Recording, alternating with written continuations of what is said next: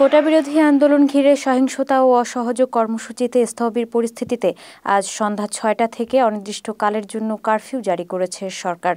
৪ August রোববার স্বরাষ্ট্র মন্ত্রণালয়ের সিনিয়র অফিসার শরীফ মাহমুদ অপু এক সংবাদ বিজ্ঞপ্তিতে এ বিষয়টি নিশ্চিত করেন।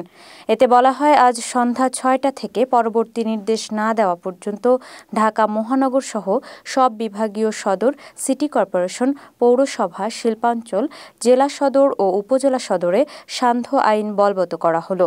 এর আগে শনিবার ৩ আগস্ট রাতে সচিবালয়ে আইনশৃঙ্খলা রক্ষাকারী বাহিনীর ঊর্ধ্বতন কর্মকর্তাদের সঙ্গে বৈঠকের পর স্বরাষ্ট্রমন্ত্রী আসাদুজ্জামান খান কামাল জানিয়েছিলেন, ঢাকা, নারায়ণগঞ্জ, গাজীপুর ও নরসিংদীতে পরবর্তী নির্দেশনা না দেওয়া পর্যন্ত সকাল ৬টা থেকে রাত ৯টা পর্যন্ত অর্থাৎ ১৫ ঘণ্টা কারফিউ শিথিল থাকবে।